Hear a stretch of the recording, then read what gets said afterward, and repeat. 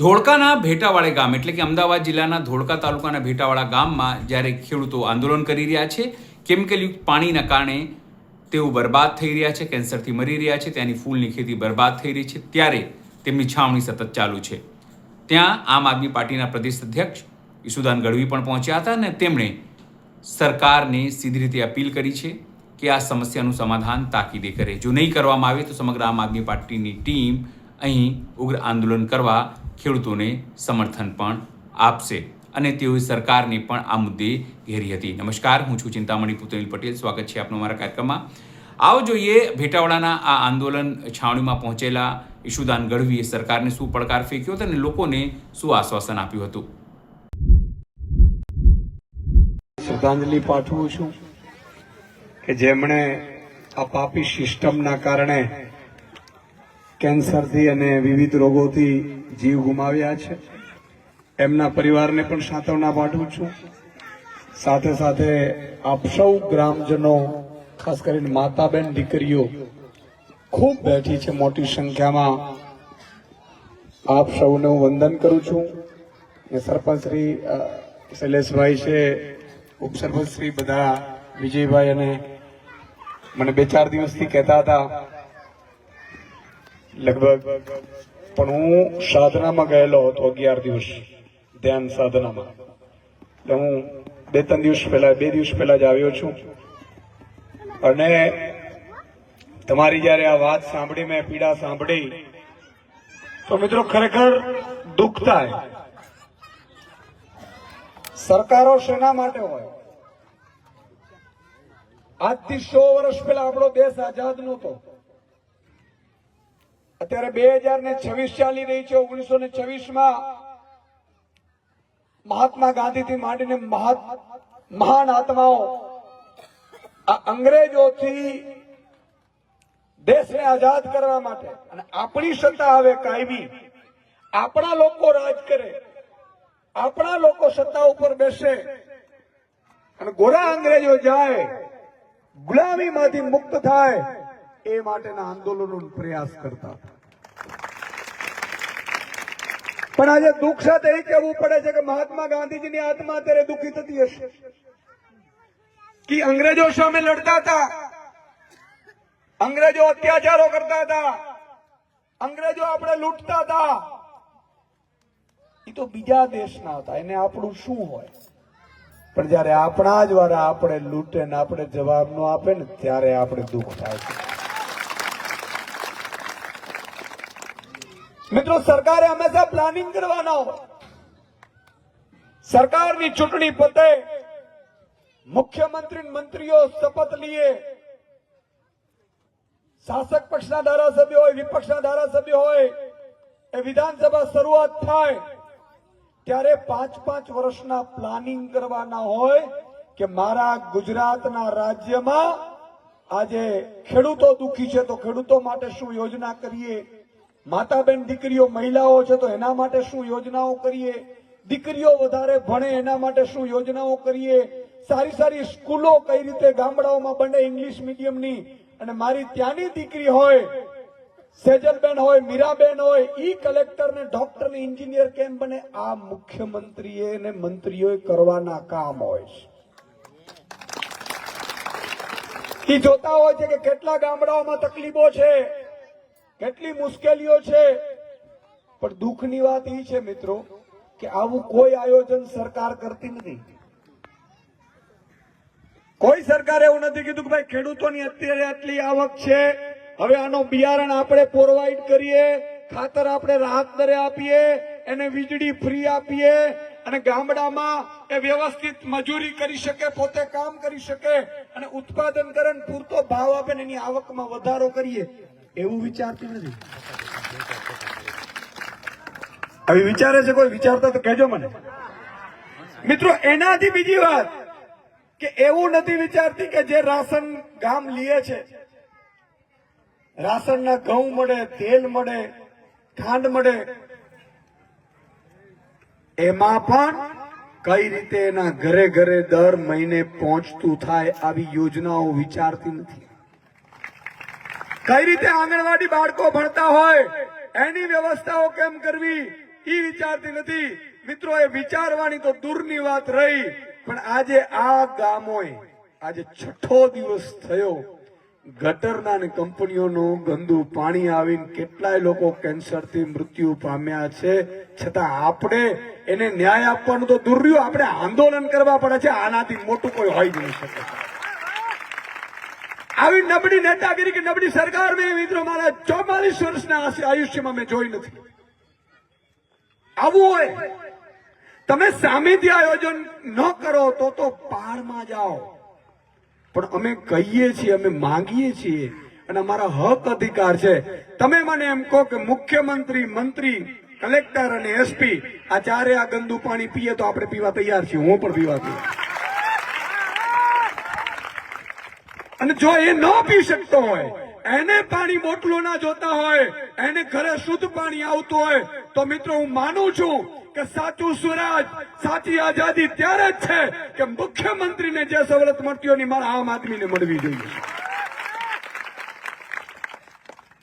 અને આ વસ્તુ પક્ષપાતી નેતા એનાથી ઉપર રહીને માનવતાની દ્રષ્ટિએ થવું જોઈએ. આ તો થવું જ જોઈએ.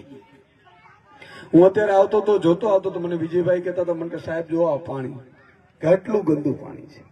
આજે આ કેટલાય લોકો મૃત્યુ પામ્યા અને હજી કેટલા ગામડાઓમાં હજી કેન્સર હશે આપણે, અને કેટલા અત્યારે મૃત્યુ શૈયા ઉપર હશે. સાહેબ કલ્પના તો કરો કે એના પરિવારનો કમાનાર વ્યક્તિ જયારે આ દેહ છોડીને જતો હશે ત્યારે કેવી પરિસ્થિતિ થતી હશે. મિત્રો, આજે દુઃખ સાથે કહેવું પડે છે કે આ દીકરીઓ, હું નાની આ દીકરીઓ છે, આજે ખરેખર તો આ સ્કૂલમાં હોવી જોઈએ કે ન હોવી જોઈએ? આ ભણતી હોવી જોઈએ સારી રીતે. આ દીકરીઓને સરકારની જવાબદારી છે કે બેટા તારે કાંઈ પણ જરૂર હોય તો અમે બેઠા છીએ. આ વ્યવસ્થા, સરકાર એટલે શું સાહેબ? સરકાર એટલે માય બાપ, સરકાર એટલે વાલી, સરકાર એટલે આપણા ટેક્સથી ચાલતી વ્યવસ્થામાં એ લોકો આપણે જે ટેક્સ ચૂકવીએ એમાંથી કયા ફંડ કેવી રીતે વાપરવું, એનો વ્યવસ્થિત સુસુયોજિત ભ્રષ્ટાચાર મુક્ત આયોજન કરવું, એનું નામ સરકાર.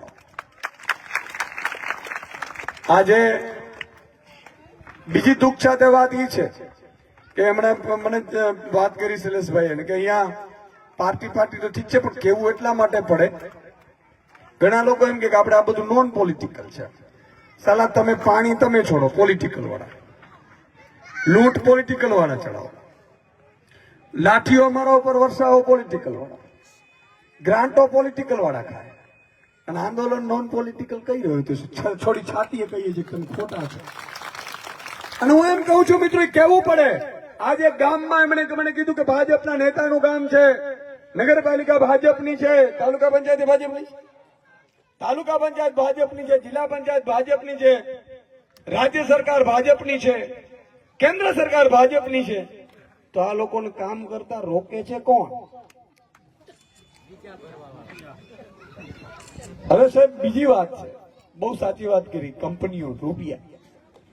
માણસ છે ને એને એક વાર સત્તા આવે, બીજી વાર સત્તા આવે, ત્રીજી વાર સત્તા આવે, ચોથી વાર સત્તા આવે, પાંચમી વાર સત્તા આવે, છઠ્ઠી વાર સત્તા આવે. તો મિત્રો જાહેરમાં કહું છું, આવું કોઈ નેતા નહીં કે હું ખરેખર નેતા છું નહીં, હું તમારા ભાઈ છું અને આમ આદમી છું. એટલે હું કહું છું કે 6 વખત મને પણ તમે નેતા બનાવી સરકારમાં બેહાડી દો તો હું પણ રાવણ થઈ જાઉં, નઠંગો થઈ જાઉં. પછી મને પણ એવું થાય કે લૂંટી લ્યો. શું કામ ખબર છે? હું નેતા બનું એટલે કંપનીઓ વડાવે, સાહેબ શું જોઈએ છે? તમારા ફેમિલીને વિદેશમાં ટૂર કરાવી દઉં. સાંભળજો બરોબર, આ ક્યાંથી શરૂઆત થાય છે? સાહેબ તમારા ફેમિલીને શું જોઈએ છે? નોકરી જોઈએ છે. સાહેબ મારી આ કંપનીઓ છે, તમારી જ કંપનીઓ છે. પાછું એમ કે સાહેબ ને જઈને, સાહેબ મારું તો નામ જ છે ખાલી, આ કંપની તમારી છે. સાહેબ ભાજપના તમે મંત્રી, મુખ્યમંત્રી છે, આ બધું તમારું છે. સાહેબ ભાજપના ધારાસભ્ય છે, સાહેબ તમારું છે. તમે આવો, ફેમિલી લઈને આવો, મારી કંપનીની મુલાકાત લો. જે સત્તા ઉપર આવે એટલે કંપનીઓ વાળા આની પાસે આવી રીતે જાય પછી એમ કે યાર આ કેમિકલ વાળાનો બહુ ત્રાસ છે, ગામ વાળાઓ કે છે. સાહેબ ખોટા છે ગામમાં. હવે અમે ધંધો કરવા બેઠા છીએ, કમાઈશું નહીં તો તમને દેશું શું?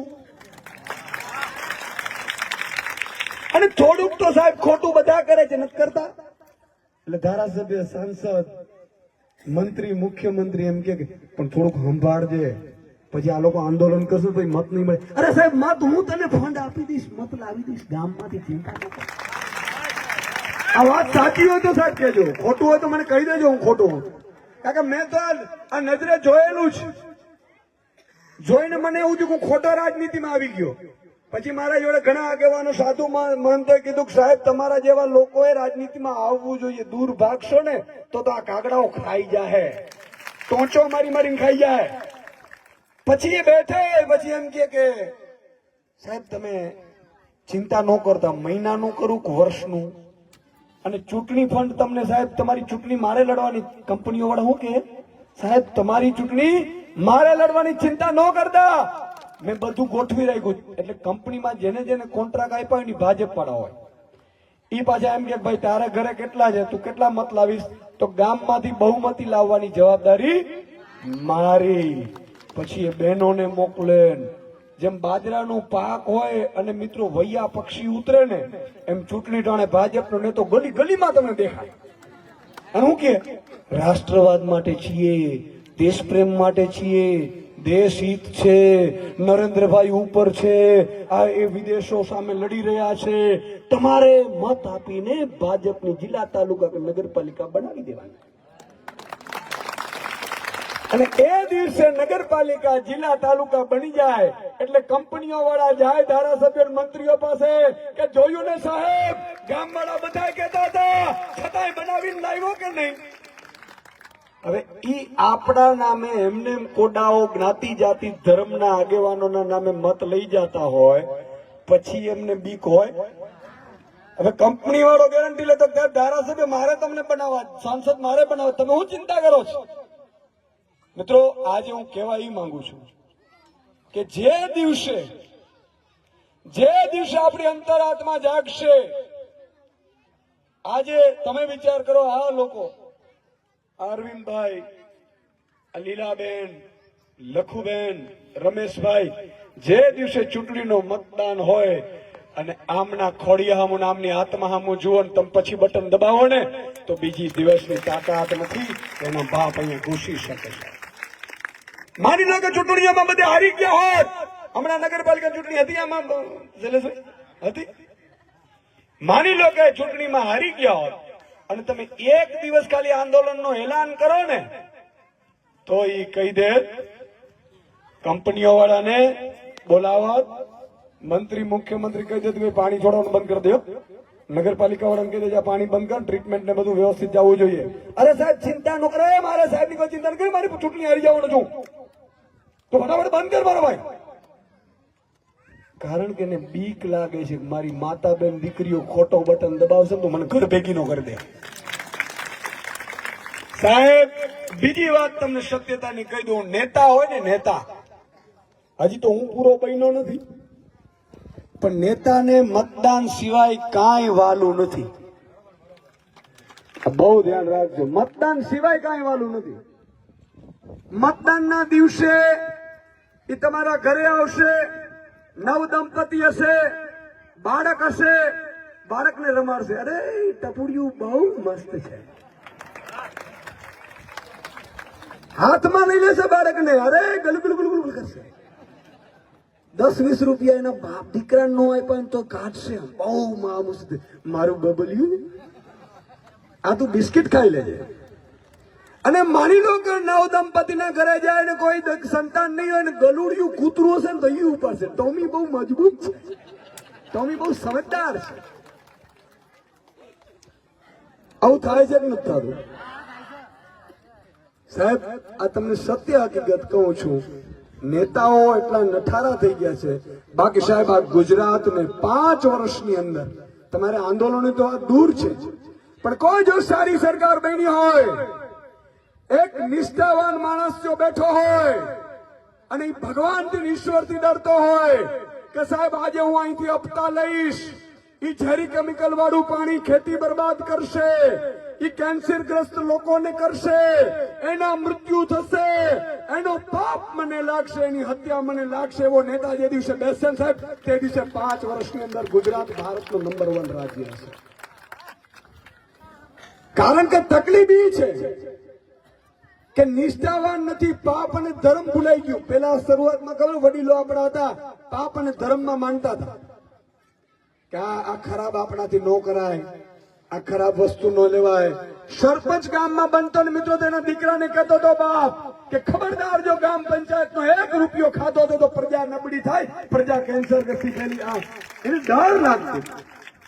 અને હવે સાહેબ તમે વિચાર કરો, કેન્સરગ્રસ્ત થઈને આપણા કેટલાય લોકો મૃત્યુ પામ્યા. ગુલાબની ખેતીનો એવોર્ડ આવ્યો, એવોર્ડ ને ક્યાં આપણે રાખીશું? ઉપર રાખીશું?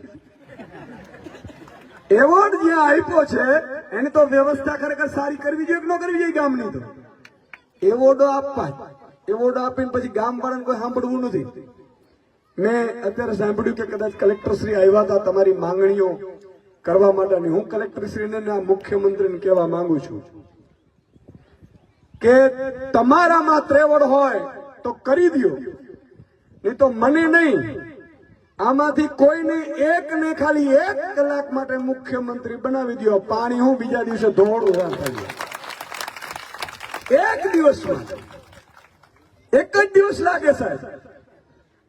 પણ જો નેતા ખૂટલો ન હોવો જોઈએ, મંત્રી ખૂટલો ન હોવો જોઈએ, ઈશ્વરથી ડરતો રહેવો જોઈએ. આ કંપનીઓના નગરપાલિકા હું એની ઓકાદ હું છે ભાઈ. પણ મિત્રો આજે દુઃખ સાથે કહેવું પડે છે કે મારે પણ આજે સૌરાષ્ટ્રમાં, હું હમણાં 11 દિવસ ધ્યાન સાધનામાં ગયો હતો.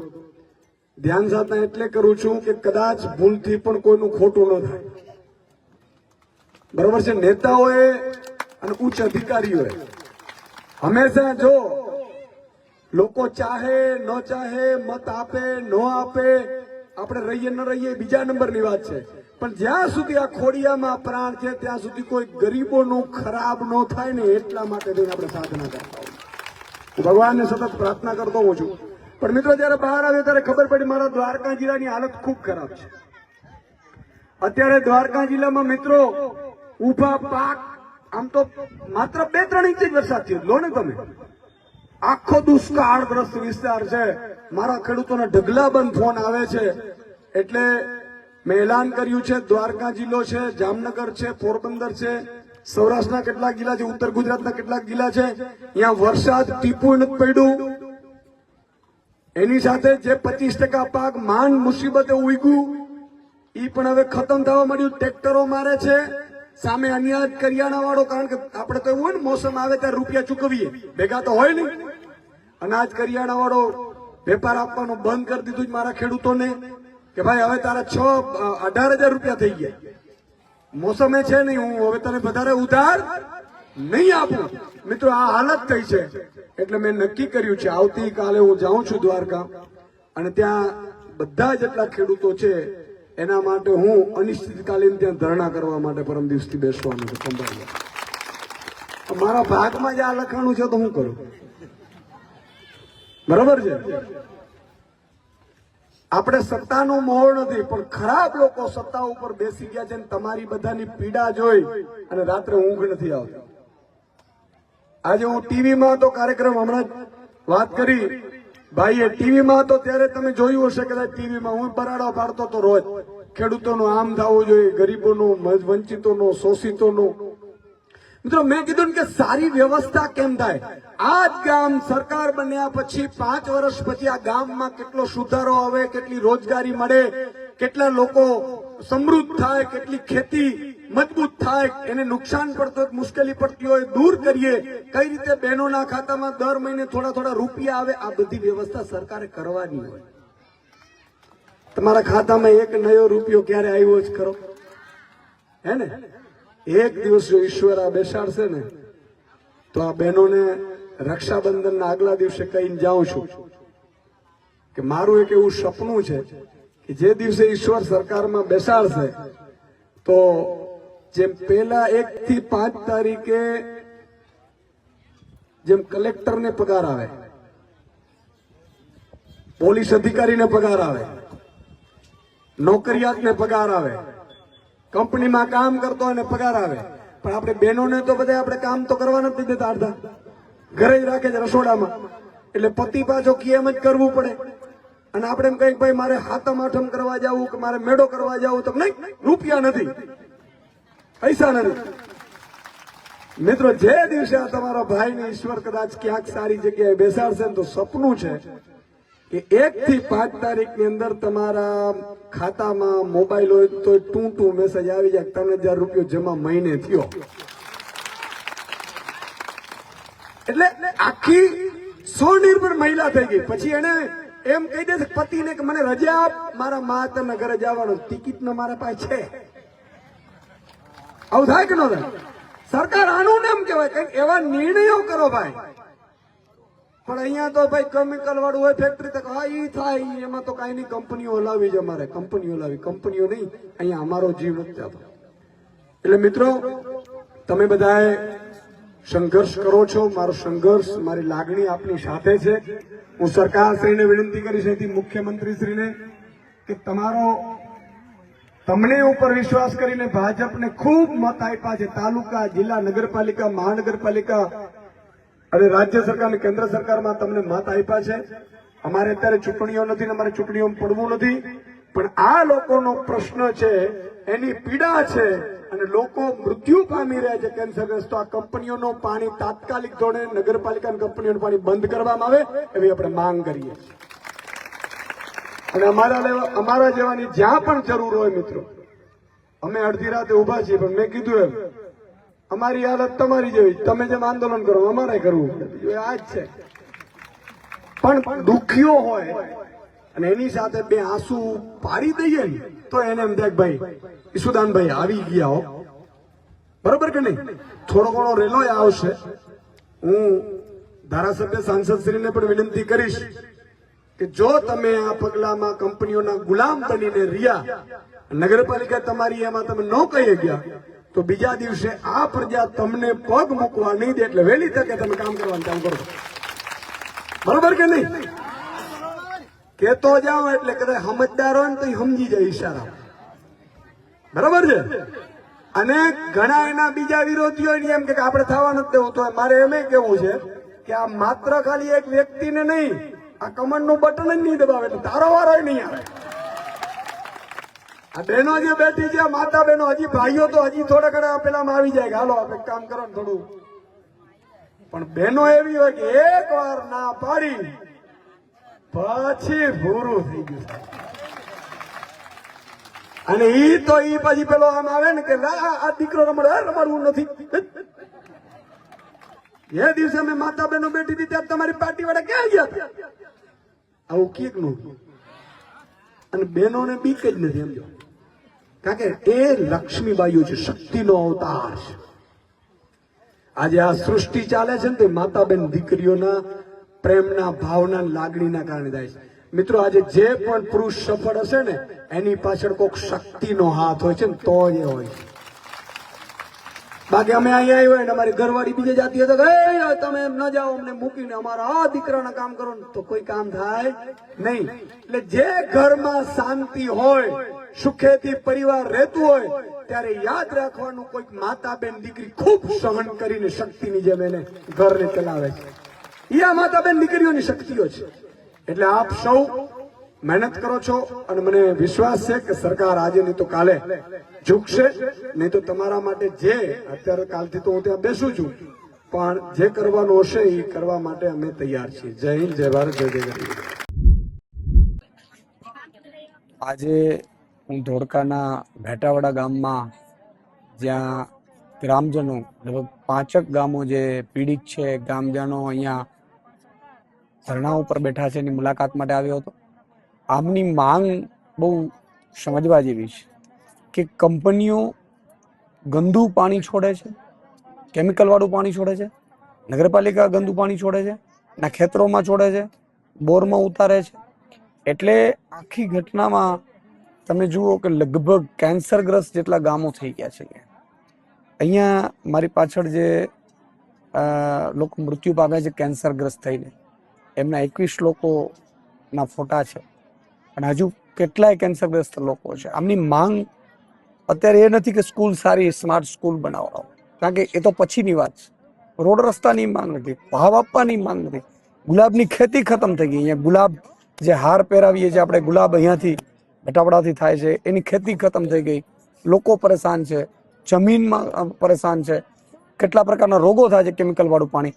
ખબર નહીં સરકાર આ કેમિકલ વાળું પાણી બંધ નથી કરવું, આ લોકોનો ધરણા કેમ બંધ થાય એ માટેના પ્રયાસ કરે છે.